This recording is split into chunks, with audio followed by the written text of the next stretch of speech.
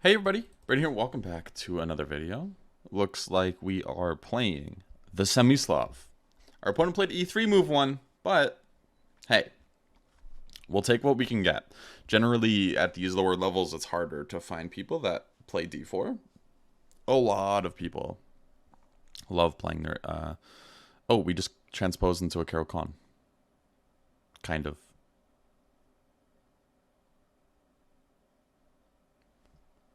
What? But we're up a move, so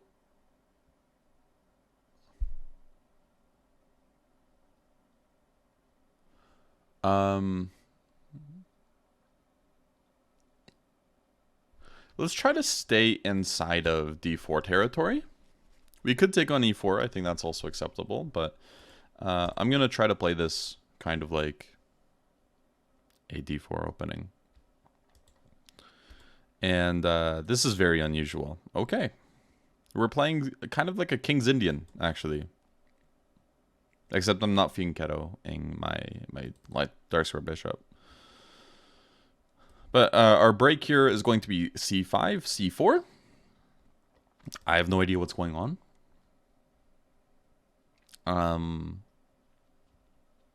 It's unusual. And I want to take. I definitely want to take. Because after I take, we now have some weaknesses on the side of the board. Good.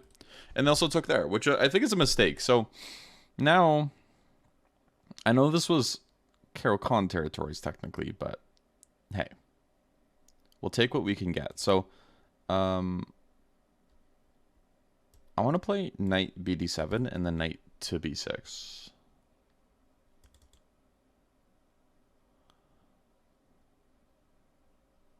Another idea of mine was I might have wanted to play bishop g5 to f4, but I might want to save that for my knight.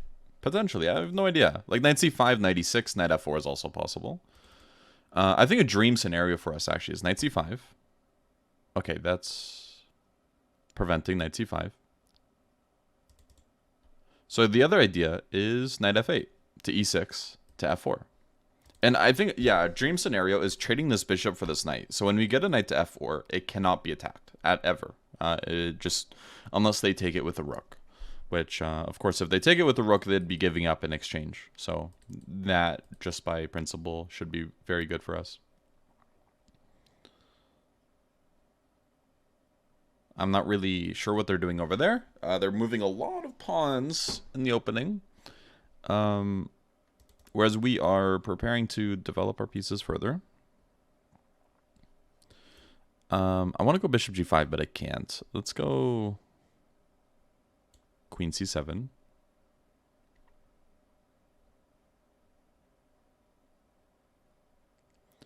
I'm hesitant to play... Okay, so this might allow me to play bishop g5.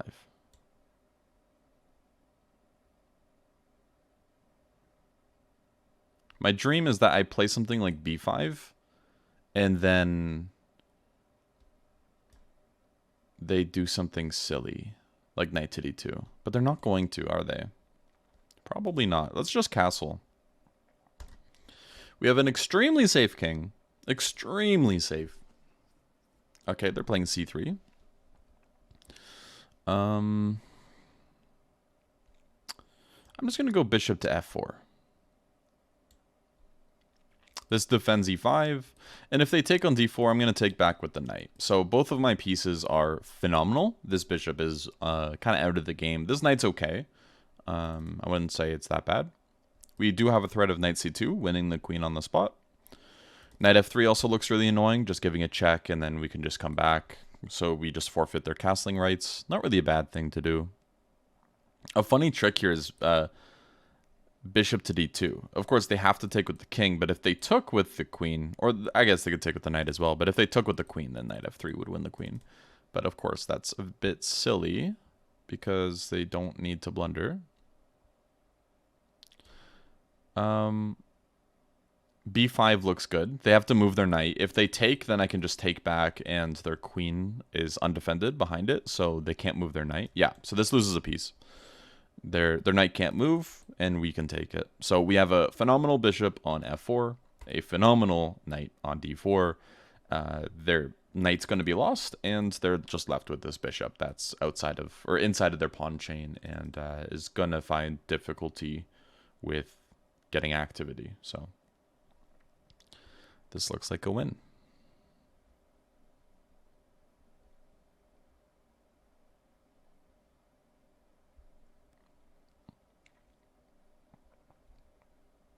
So if they go rook c1 or something, I'm probably just gonna take it, and the reason why is because this knight's still hanging behind it.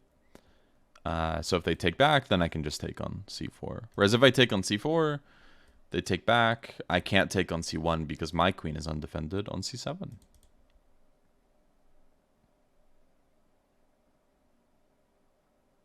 Okay, and we'll take on c4.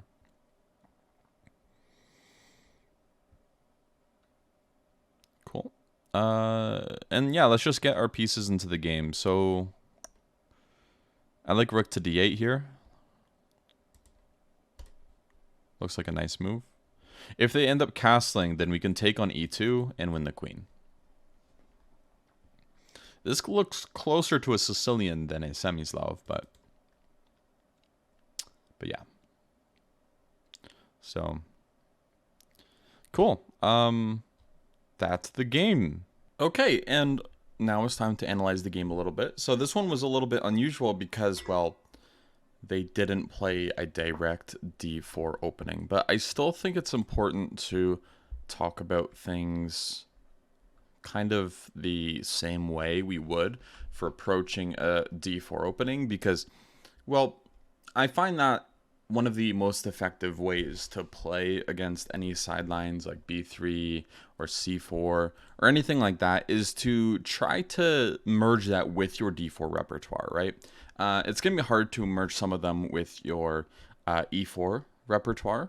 So, for example, after e4, if you play something like a Sicilian or if you play something like e5, maybe these options are still available, but maybe they're not as strong. Usually d5 openings like the King's Indian or even going for the Semi-Slav is an effective way to try to punish that. So, yeah, we just play normally. They play e4. So they're just down a tempo, essentially, here. Of course, normally what you'll see is e4, c6, d4, d5, and then knight c3, where they have this move d4 in. But since they don't, that's a huge plus for us. So we're pretty happy about that. And trying to keep things in d4 waters the best we can. This is kind of like a reverse King's Indian, actually, which is very far off from Semi-Slavs. But, well, that's not really our fault, right? Like, we can play the best we can, but if our opponent plays some certain stuff, eventually we'll just kind of drift away from Semi-Slavs, just because we don't need to adopt that setup if our opponents aren't giving us a challenging one to deal with. So bishop e7, knight h3, and yeah, I think it's very logical to just take this knight, because now all of a sudden when you look at the structure, you notice that on the f-file there's a lot of weaknesses, and h6 was kind of testing them. I don't think they should take, but it's hard to suggest a move as well of like moving back or like to h4 or d2, because either way I just don't love their position. Taking on f6 is a bit helpful for us, and again, a dream scenario is something like this, where they just let us take for some reason, and then we can bring this knight over to f4. And let's just say they long castle, and we'll even give them this this open file. Let's just say bishop f3,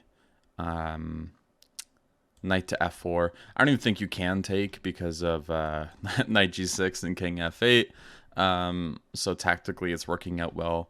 Rook g3 and then just like g6 and then like h5, for example.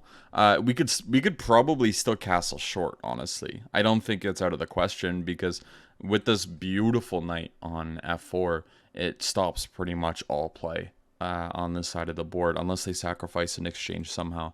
But of course, I think, you know, maintaining the flexibility is good. But this knight is just so strong. If we turned on the engine, I'm sure it'll say, yeah, it's over a 2-pawn advantage despite it being equal material, which is pretty much winning. So if we go all the way back here, knight to d7, b4, which I thought was interesting. Maybe stopping knight c5, I'm not sure. But of course, the whole point of knight c5 wasn't to stay there, it was to bring it to e6.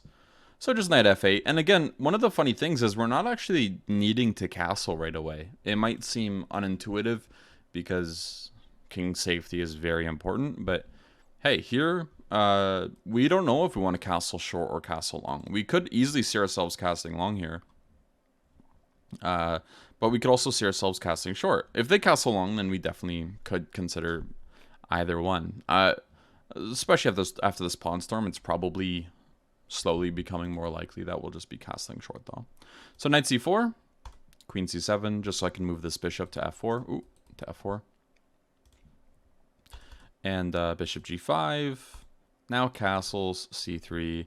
And yeah, c3 is pretty helpful as well because now they're giving me a way to open up this d4 square for my knight.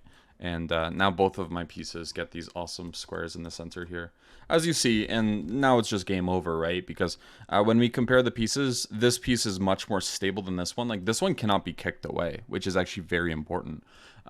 This piece can also not be kicked away at all, unless it's attacked by the knight somehow, or captured by a rook, which is going to lose an exchange. So that is playing heavily in our favor here. So again, this bishop is like 10 times better than this one. This knight is much, much better than this one. Again, a dream scenario is something like, let's just say queen b2. We play some sort of like b5, takes, and then they go knight to d2 instead of knight to a5 for some reason. Going into any of these, they actually have to take like this, which they don't want to do. Because queen takes, there's knight f3. Let's ignore the tactics here, but we're trying to compare these two pieces against each other, and this is a good knight versus bad bishop, where it's hard to find a good route for this bishop to get active. Maybe playing to b3, but it takes so many moves, and it's just still not as strong as this knight on d4, even if the king was safe. And even if their pawn structure was even slightly better on the king side, it just wouldn't matter. So anyways, I hope you guys enjoyed.